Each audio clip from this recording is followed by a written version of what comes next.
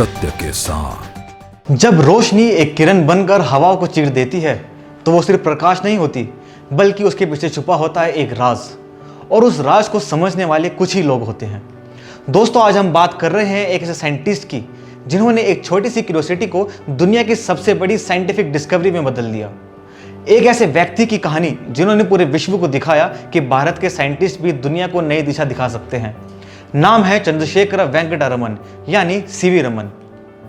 उनका जन्म 7 नवंबर 1888 को तमिलनाडु में एक साधारण परिवार में हुआ। उनके पिता एक प्रोफेसर थे और घर की हालत ज़्यादा मजबूत नहीं थी, लेकिन एक चीज़ थी जो उन्हें अलग बनाती थी, उनकी आंखों में चमक और दिमाग में क्यूरियोसिटी। बचपन से ही वो प्रगति के राजों को समझने की कोशिश करते। एक छोटा सा ग्लास प्रिज्म उनके लिए ऐसी खिड़की था जहां से वो रोशनी के रंगों का जादू देखा करते थे। सोचिए, एक छोटा सा बच्चा जो स्कूल की किताबों के बीच प्रिज्म छुपाकर रोशनी तोड़ता और रंगों की दुनिया में खो जाता। तभी उनके टीचर ने कहा था, रमन, तुम्हारे अंदर एक साइंटिस्ट छुपा है।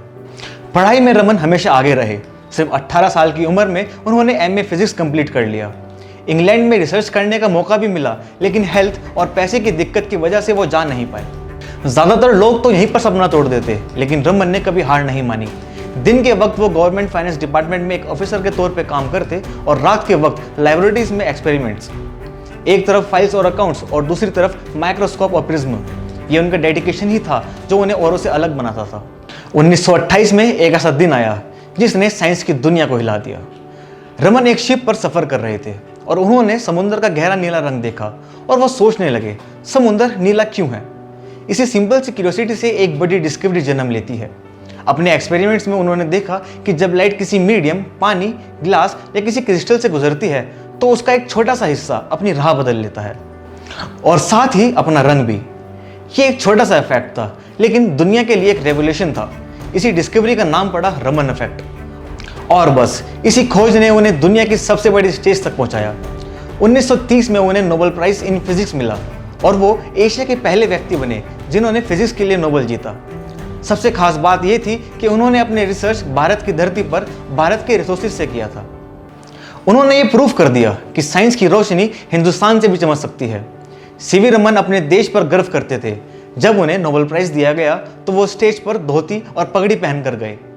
ये उनके लिए एक अवार्ड नहीं, बल्कि दुनिया को एक संदेश था, मैं एक भारतीय हूँ और मुझे अपनी पहचान पर गर्व है। उनके ऑनर में आज भी भारत हर साल 28 फरवरी को नेशनल साइंस डे बनाता है। लेकिन रमन की कहानी सिर्फ अवार्ड्स और सक्सेस तक सीमित नहीं थी। उनके अंदर ऐसा व्यक्ति भी था जो अपने देश की मिट्टी से जुड़ा रहना चाहता था।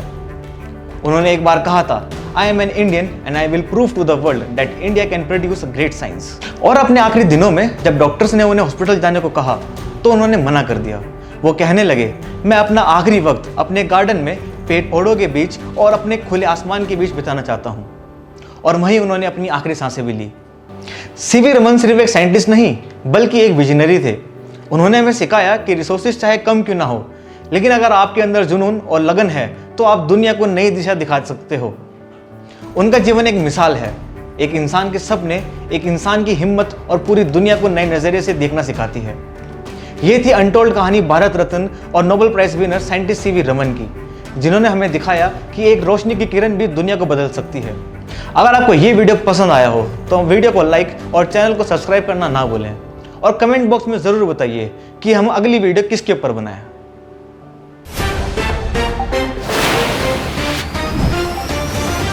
सत्य के साथ।